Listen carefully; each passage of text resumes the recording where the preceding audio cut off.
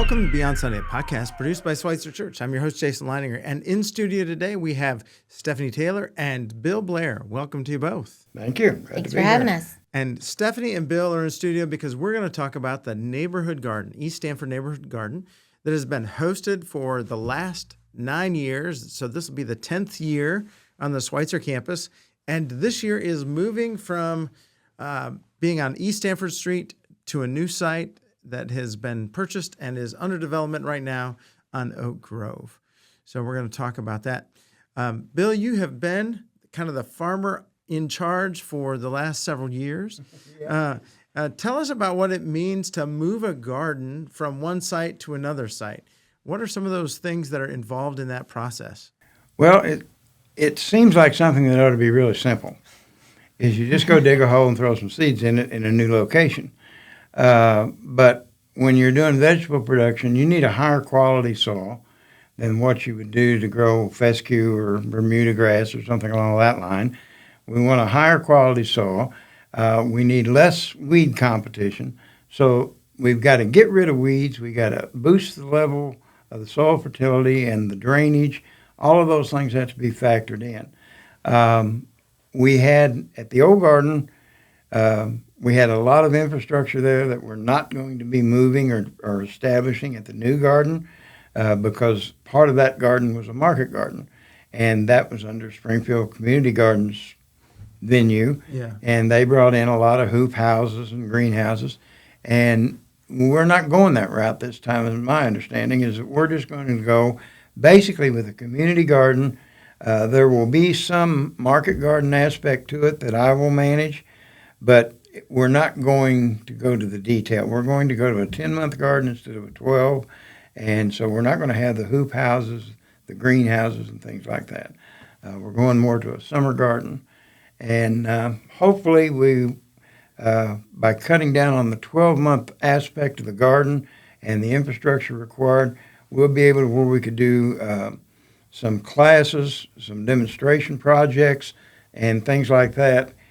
Well, Stephanie, you're in a new role this year. You're Yes. the local missions director here for Schweitzer, and you're taking on the resident pastor role at some verticals, but you're also taking on the role of like being the liaison with the neighborhood garden.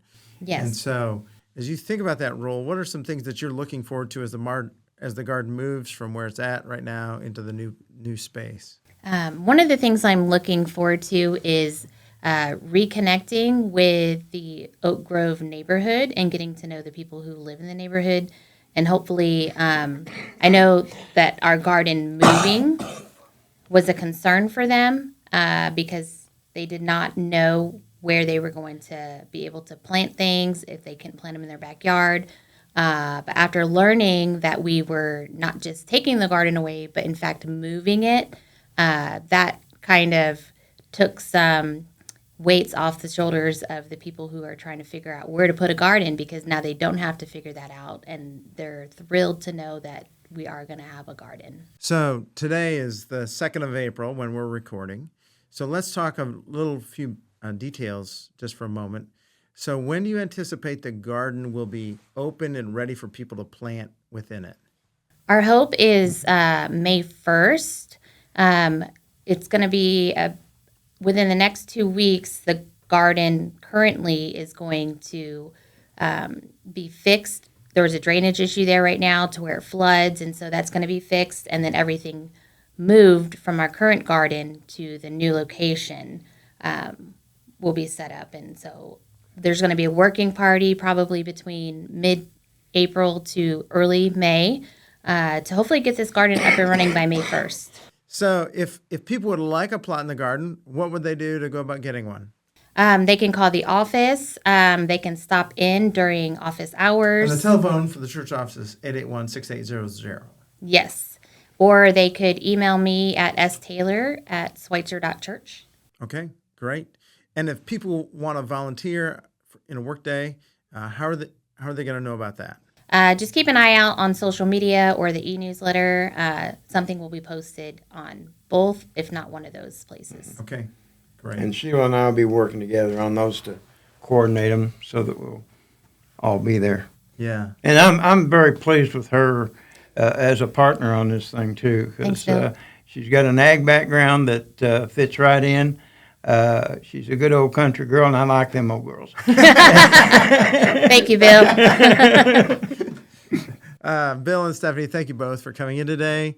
Folks who are watching or tuning in, thank you so much for your time today, your time and attention. We really appreciate that. We always look forward to seeing you on Sunday and beyond. Have a great day. Bye-bye.